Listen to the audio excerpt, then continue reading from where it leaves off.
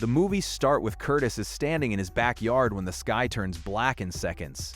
Rain starts falling, but it's not rain. It's thick, dark, and oily, sliding down like something from another world. Then, just as fast as it came, it's gone. Blue sky. Silence. Like nothing ever happened. That's the world Curtis lives in now. He's a construction worker, married to Samantha, a devoted mom who sews clothes from home to help make ends meet. Their daughter Hannah can't speak, and 3 times a week, the whole family shows up to her school to learn sign language together. They're broke, they're tired, but they're holding on. And Curtis has always had one strange habit. He hoards scrap wood and old materials in the yard, quietly dreaming about building an underground shelter one day. His neighbors think it's paranoia. He calls it preparation. Then the dreams start. In the first one, a storm rips through the sky. His dog goes berserk, and in the chaos, something bites into his arm. He wakes up gasping. No wound, no blood. But the pain? It's real. It lingers all day, distracting him at work, worrying his boss, haunting him while he's up on the site staring at a flock of birds moving in a formation too perfect to be natural. He tells himself it's nothing, but things are about to get much worse. That evening, driving home from Hannah's school, the oily rain returns, right there on the windshield. And before Curtis can process it, the car slams into something. Hannah screams, and then a stranger appears out of nowhere, rips her from the wreckage, and disappears. Curtis wakes up. Another dream, but this one hurts more than the last. He doesn't tell Samantha, not yet. Instead, he builds a locked cage for the dog and becomes obsessed with finishing that underground shelter, except there's no money for it. The dreams keep coming, each one sharper, each one more violent, and each one bleeding a little further into his waking life. In one, furniture flies through the house like an invisible force has taken over.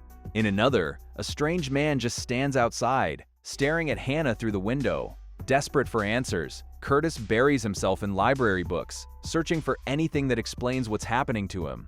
He finds nothing, so he starts stockpiling food instead, quietly filling his cart at the grocery store like a man preparing for war. Finally, he goes to a doctor. He admits everything, the visions, the pain that feels too real to be imaginary. And then he says the thing that changes everything.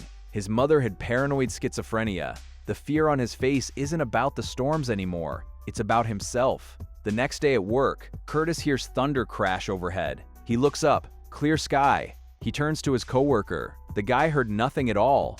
That's the moment Curtis realizes the line between his dreams and his reality is disappearing. He walks off the job, sick to his stomach, and heads home more convinced than ever that something catastrophic is coming for his family. So he does what any desperate father would do. He risks everything. He takes out a loan against their house, nearly $6,875, just to build that shelter. Then he borrows an excavator from his job site without permission and convinces a coworker to help him dig.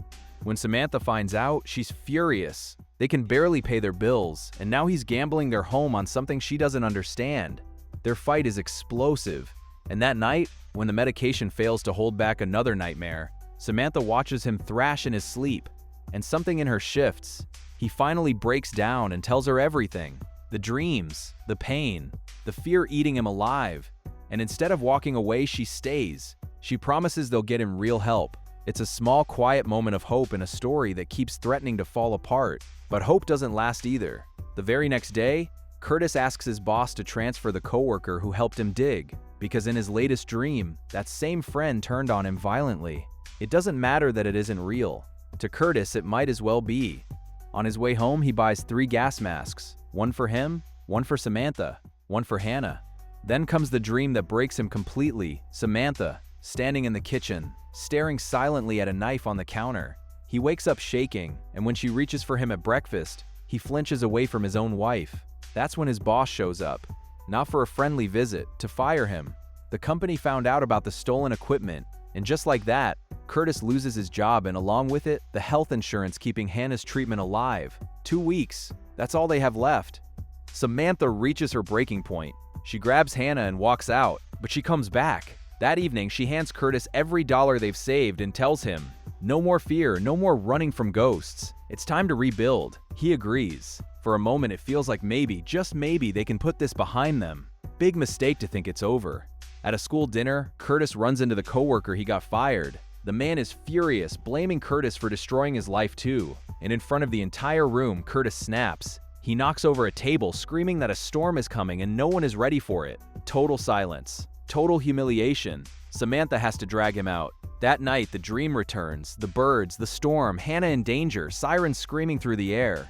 Curtis jolts awake, and the sirens don't stop, because outside a real storm has arrived. This time, there's no hesitation. He rushes his family into the shelter, seals the door, hands out the masks, and they wait it out together in the dark. When morning comes, it's silent. Too silent. Curtis is terrified to open that door, so he hands the key to Samantha. She refuses. If he wants to move forward, she tells him he has to face it himself. So he does. And when the door creaks open, the sky outside is calm, clear, almost peaceful. It's finally time to get real help. A psychiatrist recommends inpatient treatment, and the idea terrifies Curtis. The thought of being separated from his family is unbearable. Samantha promises it's only temporary, that they'll be right there waiting. But before any of that, Curtis asks for one thing: the beach vacation Samantha's always wanted. So the family goes, and for a while, it's everything they never thought they'd get to have again. Laughter, sunlight, peace. Then Hannah points out toward the water. Curtis turns. A massive storm is rising over the ocean, exactly like the ones from his nightmares. His stomach drops. He looks at Samantha, and she looks back at him and slowly nods, because she sees it too. The strange oily rain. The impossible storm. For the first time, Curtis isn't alone in what he's seeing. And that's exactly where the movie leaves us. No answers, no explanation. Was Curtis truly losing his mind? Or was he seeing something no one else could, until now? So tell me, do you think it was all in his head, or was he right the whole time? Thanks for watching.